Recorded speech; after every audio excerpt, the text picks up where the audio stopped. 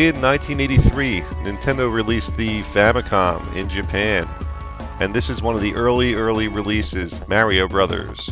You can see it's a pulse line cart, which was Nintendo's earliest design for their cartridges. There was only 14 pulse line carts released. This is number 6.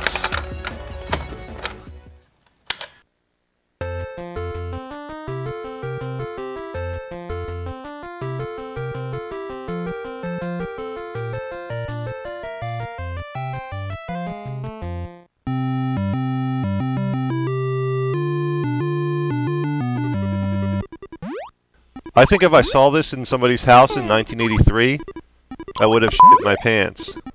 That's how fucking good this looks. Keep in mind, in 1983, in America at least, the predominant system, in fact the system, was the Atari 2600. And if you wanted a good graphical powerhouse, you maybe went with the ColecoVision. But the Nintendo Famicom, which came out in the same exact era, just fucking blows it out of the water.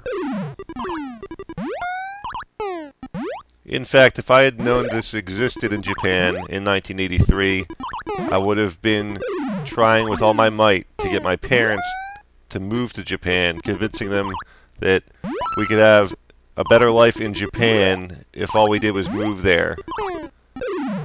So I would have access to something like this in my house.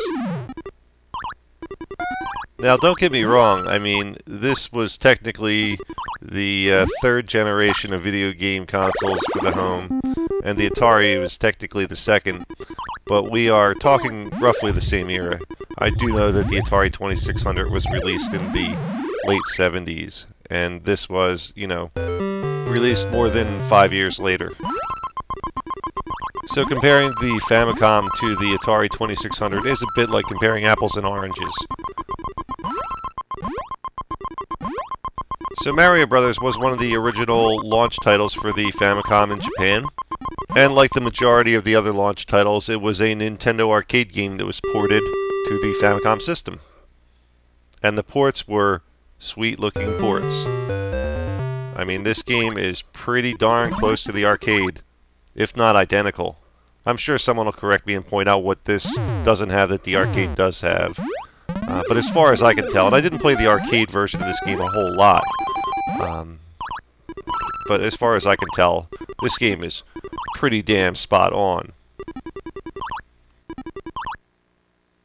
Now, although Mario Brothers is the second in the series of games featuring Mario and the first featuring Luigi, it still retains its arcade feel of a platformer.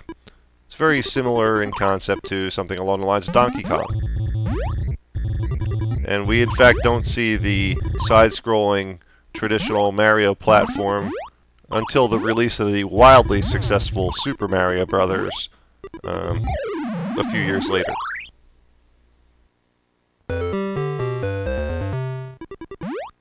But ultimately, Mario Brothers wasn't that popular of a game.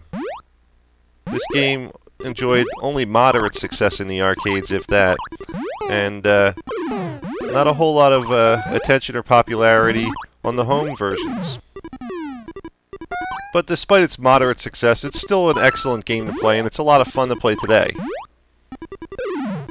Its concept is quite simple. There's a set number of creatures that come out of the pipes, and you are to kill them. And to kill them, you bump them from underneath, either once or twice, depending on what kind of creature it is. And once the creature is incapacitated, you jump up and kick them. Now, when you play the two-player mode of Mario Brothers, it's simultaneous gameplay, and you're actually competing against each other for points. And there's a lot of strategy involved in how to do that best and come out successful. You can actually kind of stomp on top of your opponent if you like, and that kind of can screw up his gameplay.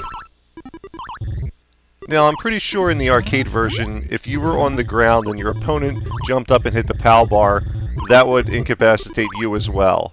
But that doesn't happen in this version of the game.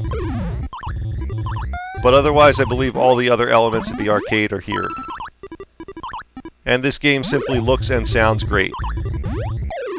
And despite this game's moderate popularity in the arcades, it was ported to a huge number of systems, and I think the Famicom version is the closest to the arcade you can get, without actually having an arcade cabinet machine. I'm Dommy from Classic Games Revisited. Until next time.